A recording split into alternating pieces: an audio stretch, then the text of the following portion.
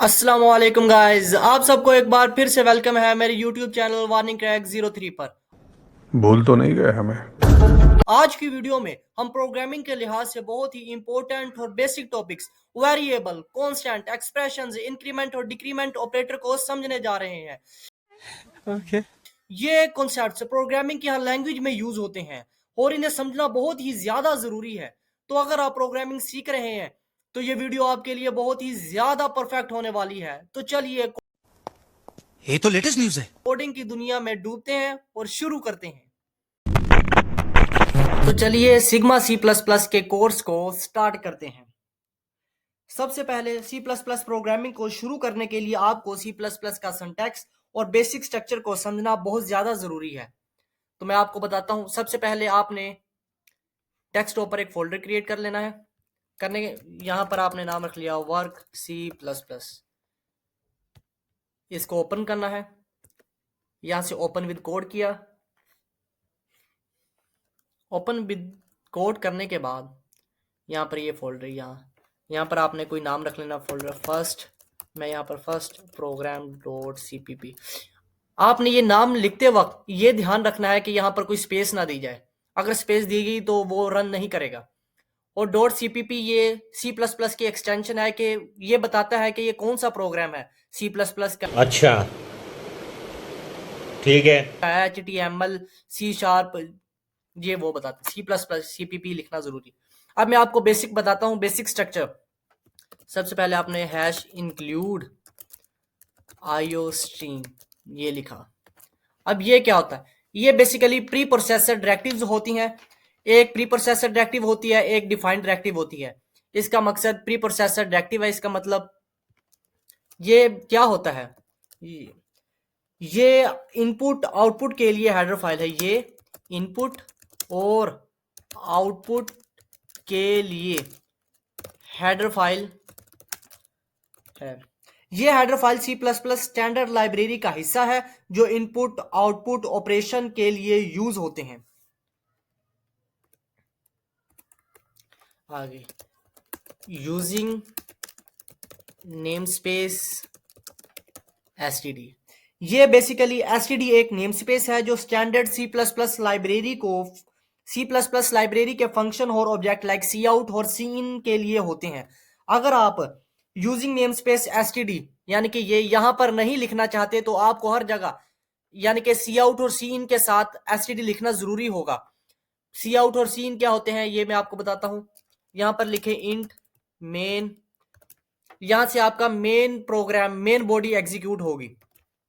Int main ये क्या होता है?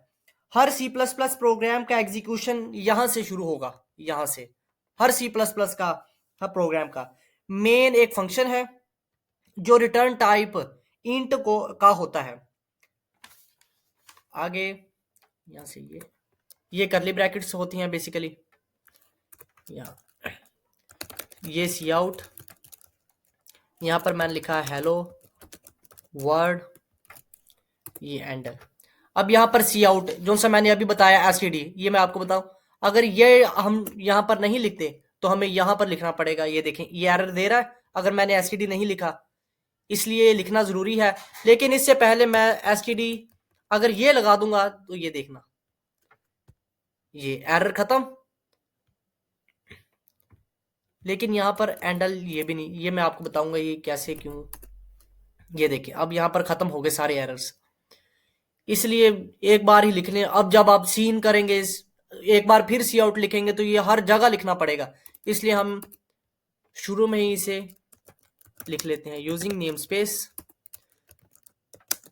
एसटीडी। ठीक है ये देखिए एरर खत्म। अब यहां पर लिखा रिटर्न जीरो। रिटर्न जीरो का क्या मतलब होता है? ये सी प्लस प्लस में मेन फंक्शन का स्टैंडर्ड एंडिंग पॉइंट होता है। इसका पर्पस होता है कि प्रोग्राम को फिनिश करते वक्त ऑपरेटिंग सिस्टम को बताना कि प्रोग्राम ने विदाउट एनी एरर एग्जीक्यूट किया। ये करली ब्रैकेट बंद। अब हम जब इसे रन कोड करेंगे, रन कोड ये देखें सी आउट में हमने जो लिखा हेलो वर्ड वो एज इट इज प्रिंट हो गया। ये डबल और एक और बात बताता चलो मैं आपको।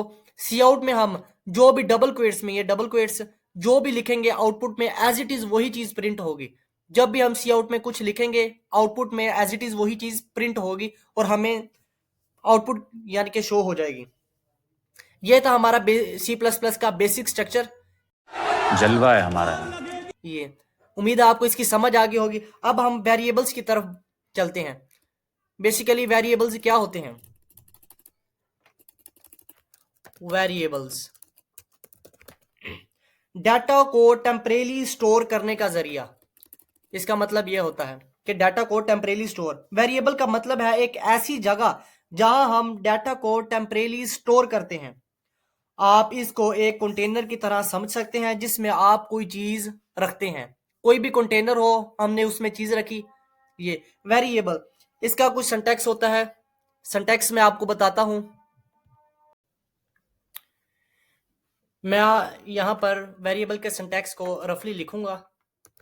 ये देखें, डाटा टाइप, ये वेरिएबल का सिंटैक्स है। डाटा टाइप कोई भी वेरिएबल नेम लिख लिया, variable name is equal to कोई भी वैल्यू दी। ये बेसिकली वेरिएबल का सिंटैक्स है। अब यहाँ डाटा टाइप ये क्या चीज है?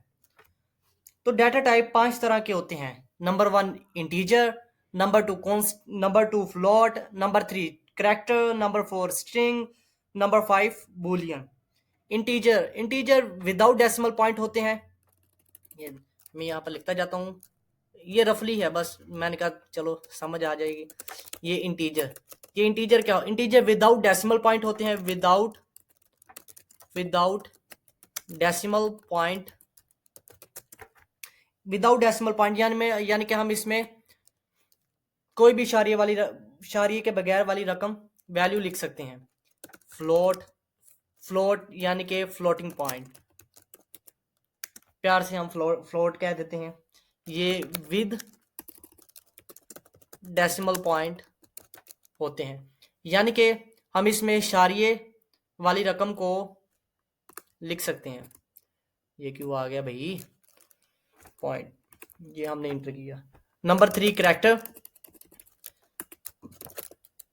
करैक्टर, और इसका प्यार से नाम है CHAR 4।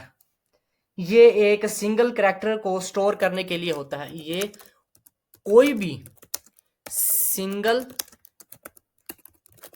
करैक्टर को स्टोर करने के लिए होता है। आगे नंबर 4 स्ट्रिंग आ गया। स्ट्रिंग क्या होता है? ये वर्ड्स और सेंटेंस को स्टोर करने, ये वर्ड्स या सेंटेंस को स्टोर करने के लिए होता है।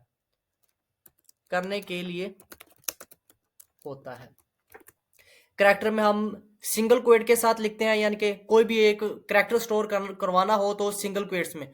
स्ट्रिंग में हम डबल क्वेट्स के साथ कोई भी सेंटेंस, कोई भी वर्ड्स का मजमुआ हम स्टोर करवा सकते हैं। नंबर 5 आ जाता है बूलियन, प्यार से हम इसे बूल कहते हैं।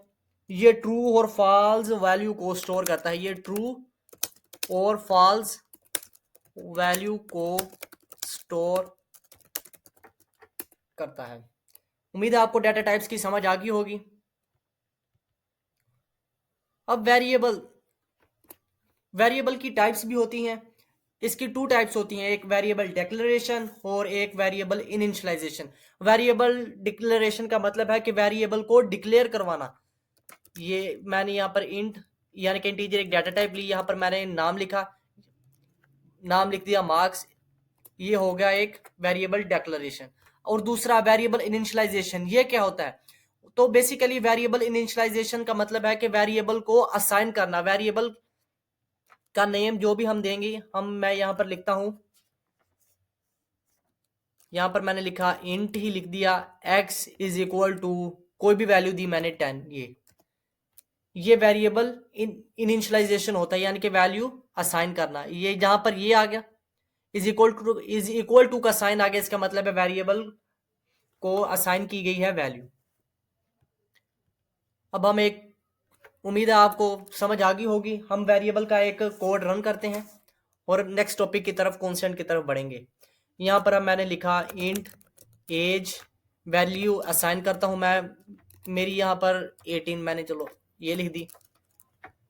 फ्लोट में मैं पाई देता हूँ 3.14। ये बेसिकली ये देखिए इंटीजर यानी कि मैंने विदाउट डेसिमल पॉइंट दी, और ये फ्लोट है इसको मैंने विद डेसिमल पॉइंट दी। कैरेक्टर भी मैं साथ लिख देता हूँ। चले, character grade is equal to value sign की, सिंगल क्वेट में मैंने कोई भी कैरेक्टर लिख दिया, ये बंद। अब हम सी आउट करते हैं। सी आउट माई एज इज, जो मैं यहाँ पर प्रिंट करवाऊंगा एज इट इज वही चीज आ जाएगी। ये एज, ये इंसर्शन ऑपरेटर, मैंने शायद आपको ना बताया हो, ये इंसर्शन ऑपरेटर होते हैं। ये इंसर्शन ऑपरेटर है जो सी आउट के साथ डाटा भेजने के लिए यूज होते हैं। और यहां पर मैंने लिख दिया एंडल। एंडल का मकसद, जैसे हम सी में न्यू लाइन कैरेक्टर का इस्तेमाल करते थे, इसमें हम एंडल का इस्तेमाल करते हैं। ये बेसिकली लाइन को क्रैक करके आगे बढ़ता है। यानी कि अब मैंने यहां पर लिखा, ये अब माई एज इज, ये लाइन में शो करेगा एक लाइन में। जब मैंने एंडल लगाया तो ये फौरन ही दूसरी लाइन में आ जाएगा, पहली लाइन को तोड़ के दूसरी लाइन में। आसान तरीके से यही सी आउट, ये देखें ये सारा लिखा हुआ आ रहा है। वैल्यू ऑफ पाई इज, ये माई ग्रेड इज। अब मैं यहाँ इसे रन करता हूँ, रन कोड। तो रन कोड करने के बाद ये देखें माई एज इज, मैंने सी आउट में जो लिखा है एज इट इज प्रिंट हुआ माई एज इज, और एज क्या थी 18, ये उसने दे दी। Value of pi 3.14, my age is, my grade is ये मैंने लिख दिया। उम्मीद है आपको वेरिएबल के बारे में समझ आ गया होगा। अगर कोई, यहां पर मैंने वेरिएबल के कोड को रन किया, इसमें मैंने एक इंटीजर, एक फ्लोट और एक कैरेक्टर वेरिएबल डिफाइन किया और उनके वैल्यू को प्रिंट किया। तो चलिए अब हम बढ़ते हैं कांस्टेंट की तरफ के कांस्टेंट क्या होते हैं। कांस्टेंट प्रोग्रामिंग में वो वैल्यूज होती हैं जो प्रोग्राम के दौरान चेंज नहीं होती। अगर आप किसी वैल्यू को फिक्स रखना चाहते हैं तो कांस्टेंट को यूज कर सकते हैं। मैं कांस्टेंट का यहाँ पर एक प्रोग्राम रन करता हूं जिसमें आपको बेहतर समझ आएगी। यहाँ पर मैंने लिखा कांस्टेंट फ्लोट, मैंने डाटा टाइप दी, नाम वेरिएबल नेम रखा मैंने पाई इज इक्वल टू 3.14। अब मैंने यहां पर कांस्टेंट का यूज किया। इसका मकसद अब ये हुआ कि फ्लोट में हमने जो पाई की वैल्यू रखी है वो हम अब चेंज नहीं कर सकते। जब हम प्रोग्राम को एग्जीक्यूट करेंगे तो पाई की वैल्यू यही रहेगी। आप ऊपर नीचे जब भी आप लिखेंगे पाई की वैल्यू यही रहेगी। अब मैं यहाँ पर फ्लोट, एक मैं लेता हूँ रेडियस और एक मैं लेता हूँ एरिया। यहाँ पर मैंने रेडियस को इनपुट करना है और एरिया शो करवाना है, यानी कि मुझे एरिया चाहिए। अब मैं यहाँ पर सी आउट लिखता हूँ इंटर रेडियस, यानी कि यूजर से मांग रहा है कि रेडियस की वैल्यू दो। ये सी इन दे दिया मैंने, RADI। ये याद रहे, जो आपने ऊपर वेरिएबल को डिक्लेयर किया होगा वही आपने नीचे लेके चलना है। और अच्छा प्रोग्रामर वो होता है जो वेरिएबल को कम इस्तेमाल करे, यानी कि इतने ज्यादा वेरिएबल इस्तेमाल ना करे। अब मैंने एरिया को, अब मुझे एरिया चाहिए तो मैं एरिया का फार्मूला लगाऊंगा। एरिया क्या फार्मूला होता है, 2 साथ पाई मल्टीप्लाई बाय रेडियस यानी कि R। ये रेडियस मैंने दिया ये। अब यहां पर जो पाई है यहां पर ये वैल्यू आएगी इसकी। हम वैल्यू को अब चेंज नहीं कर सकते, जो हमने लिख दी वो आ जाएगी। सी आउट में करता हूं area, area of circle, area को प्रिंट किया और ये रिटर्न 0। ये रिटर्न 0 का इतना खास मकसद नहीं है, अगर आप लगा देंगे तो बेहतर है, वरना आप रह भी ना भी लिख सकते हैं, नहीं भी लिख सकते। तो अब जैसे ही मैं रन कोड करूंगा तो ये देख, अब वो यूजर से मांग रहा है इंटर रेडियस, कोई भी रेडियस की वैल्यू प्रिंट कर दे। मैं यहाँ पर 4 देता हूं तो ये देखें एरिया ऑफ सर्कल आ गया। इस फार्मूले के मुताबिक एरिया ऑफ सर्कल क्या है, 2512। एक, जैसे अब मैंने पहले आपको बताई थी, एक डायरेक्टिव होती है प्री प्रोसेसर डायरेक्टिव, एक होती है डिफाइंड डायरेक्टिव। आप डिफाइंड डायरेक्टिव के जरिए भी वैल्यू को फिक्स कर सकते हैं। यहां पर अब मैंने फर्ज किया, यहां पर यहां पर डिफाइन, यहां पर मैंने लिख दी पाई 3.14।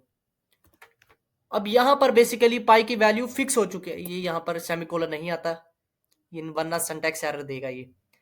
यहाँ पर डिफाइन की वैल्यू अब मैंने फिक्स कर दी। अब जब भी आप पाई की वैल्यू जब भी कहीं भी लिखेंगे तो पाई की वैल्यू यही रहेगी, चेंज नहीं होगी।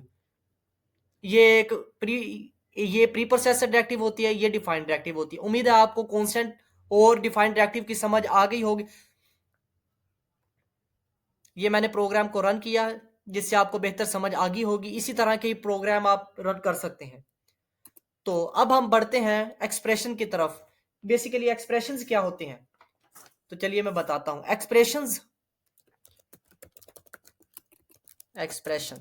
एक्सप्रेशंस का मतलब है जब आप वेरिएबल और ऑपरेटर का इस्तेमाल करते हैं।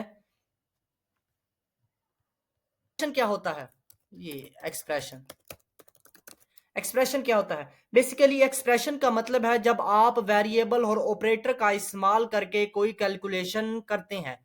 एक्सप्रेशन की कुछ टाइप है, यहां पर मैं टाइप लिखता हूं। एक्सप्रेशन की कुछ टाइप है। फर्स्ट होगी अरिथमेटिक एक्सप्रेशन, सेकंड हो गई relational expression, and last one is logical expression. Arithmetic operation, इसका क्या मतलब है? अरिथमेटिक ऑपरेशन का मतलब कैलकुलेशन, ये मैथमेटिकली कैलकुलेशन के लिए होता है। ये रिलेशनल ऑपरेशन, ये बेसिकली किसी वैल्यू को कंपेयर करता है और रिजल्ट को ट्रू या फॉल्स में शो करवाता है। And last one is logical operation, ये मल्टीपल कंडीशन को चेक करने के लिए होता है। ये होगी एक्सप्रेशन और इसकी टाइप। मैंने आपको ऑपरेटर के अब डिफाइन करते वक्त, एक्सप्रेशन की डिफाइन करते वक्त वेरिएबल और ऑपरेटर के बारे में बताया। वेरिएबल तो मैंने आपको समझा दिया, लेकिन ऑपरेटर बेसिकली दो तरह के होते हैं, एक बाइनरी ऑपरेटर, एक यूनरी ऑपरेटर। यूनरी ऑपरेटर में आप प्लस लिखते हैं, माइनस, ये यूनरी ऑपरेटर है बेसिकली। ये मॉडुलस, ये यूनरी ऑपरेटर है। और बाइनरी ऑपरेटर क्या होते हैं? बाइनरी ऑपरेटर, इसमें आप प्लस प्लस, ये टू ऑपरेंड बेसिकली। ये यूनरी ऑपरेटर एक ऑपरेंड के लिए एक ऑपरेंड होता है इसमें, और बाइनरी ऑपरेटर में दो ऑपरेंड्स होते हैं। उम्मीद है आपको ये भी समझ आ गई होगी। अब हम एक्सप्रेशन का कोई भी कोड को रन करते हैं। मैं यहां पर लिखता हूं, अब मैं यहां पर एक्सप्रेशन के रिलेटेड एक प्रोग्राम को रन करके आपको दिखाता हूं। मैंने एक डाटा टाइप ली इंट और ये नाम रख दी। ए की वैल्यू मुझे चाहिए 10 और बी की मैंने रख दी 5। सी आउट मैं यहां पर देता हूं ए और बी दोनों को मुझे सम कर दो। यहां पर ए प्लस बी ये लिखा एंडर। सी आउट, अब मैंने लिखा ए माइनस बी, ये आ गया। इसी तरह ही सी आउट मैं करूंगा ए मल्टीप्लाई बाय बी, ये चीज मल्टीप्लाई का आ जाएगा। इसी तरह सी आउट मैं करना चाहूंगा डिवाइड, यहां पर मैंने किया डिवाइड, ये डिवाइड, और यहां पर double quotes A divided by B is equal to, यहां पर आ गया जी इंसर्शन ऑपरेटर, ये चीजें। ये सारा करने के बाद हम करते हैं प्रोग्राम को रन। मैं यहां से इसे ये खत्म कर दूंगा, क्योंकि इसकी वजह यह है कि अरिथमेटिक ऑपरेटर बेसिकली 5 तरह के होते हैं, एक प्लस, माइनस, मल्टीप्लाई, डिवाइड और मॉडुलस। ये नीचे जो सा आ गया था ये एंड ऑपरेटर है, ये इसका यहाँ पर इस्तेमाल नहीं होता। अब जब हम प्रोग्राम को रन करेंगे, रन करने के बाद ये देखें ए प्लस बी मेरे पास आ गया 15, माइनस किया तो 5, मल्टीप्लाई करने के बाद 15 डिवाइड किया 2, मॉडुलस आया 0। उम्मीद है आपको इसकी समझ आ गई होगी। तो ये था एक्सप्रेशन का एक कोड जिसको मैंने रन करके आपको दिखाया। उम्मीद है आपको एक्सप्रेशन की भी समझ आ गई होगी। अगर आपको लगता है कि मुझे वेरिएबल, कांस्टेंट, एक्सप्रेशन के रिलेटेड कोई प्रोग्राम करने में दिक्कत आ रही है, मसला आ रहा है, प्रॉब्लम आ रही है, तो आप कमेंट बॉक्स में लिखिए, मैं आपको उसका जवाब पर्सनली दूंगा।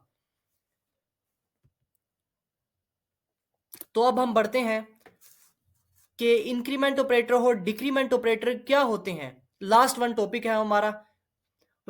इंक्रीमेंट ऑपरेटर और डिक्रीमेंट ऑपरेटर क्या होते हैं? वैल्यू को इंक्रीज या डिक्रीज करने का बेसिकली एक तरीका होता है। अगर फर्ज करें, अगर आप प्लस प्लस ऐसा आ जाए तो ये वेरिएबल की वैल्यू में एक का इजाफा करेगा। अगर माइनस माइनस यानी कि ऐसे आ जाए तो ये वेरिएबल की वैल्यू में एक को डिक्रीज कर देगा।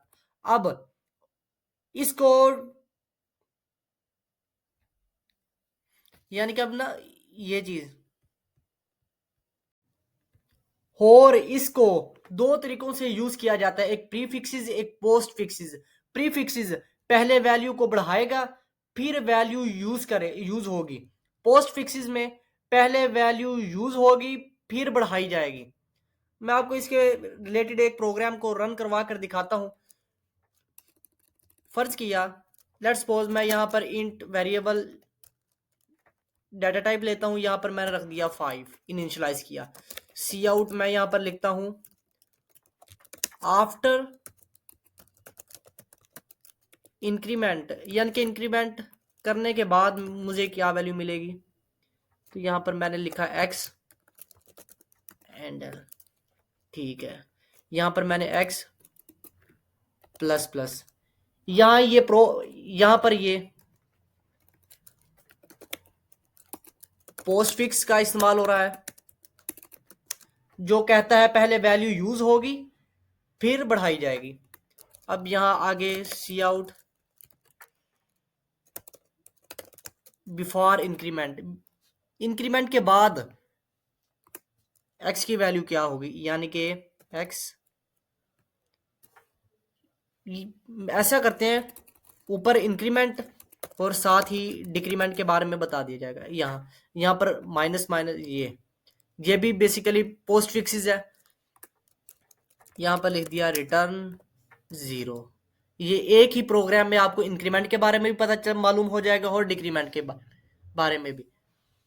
तो रन कोड करने के बाद ये देखें, आफ्टर इंक्रीमेंट, इंक्रीमेंट करने के बाद जे आ गया और बिफोर इंक्रीमेंट 6 ये आ गया। ठीक है, एक और प्रोग्राम रन करते हैं। करने के बाद यहां पर मैं इंटीजर ए बी एक मैं रखूंगा, बल्कि ए बी एक्स वाई, ये मैंने 4 वेरिएबल लिए। इसकी मैं वैल्यू रखूंगा एक्स वाई 0 रख लेते हैं चले। अब b is equal to a minus minus, ये आ गया। और अब मैं करता हूं y की वैल्यू मुझे चाहिए, y is equal to minus minus X. ठीक है, अब मुझे सी आउट ये सारी चीज चाहिए। ये देखें, जैसे हम एंडल का इस्तेमाल करते थे यहां पर हम ऐसे भी इस्तेमाल कर सकते हैं, लेकिन इसका इस्तेमाल करने के लिए आपको डबल क्वेट्स में लिखना होगा। तो इसके बाद हम जब प्रोग्राम को रन करते हैं, प्रोग्राम को रन करने के बाद ये देखें, पहले वैल्यू को यूज करेगा, ये पहले वैल्यू यूज होगी, फिर इंक्रीमेंट होगा, यानी कि इजाफा या डिक्रीमेंट जो भी है वो होगा। ये इसका एग्जीक्यूट होगा। उम्मीद है आपको ये प्रोग्राम की समझ आ गई होगी। इस वीडियो में मैंने आपको ज्यादा थ्योरेटिकली समझाया, क्योंकि अक्सर को ये मालूम नहीं होता है कि वेरिएबल कैसे लेते हैं, वेरिएबल का मकसद क्या है, कांस्टेंट क्या है, एक्सप्रेशंस क्या है।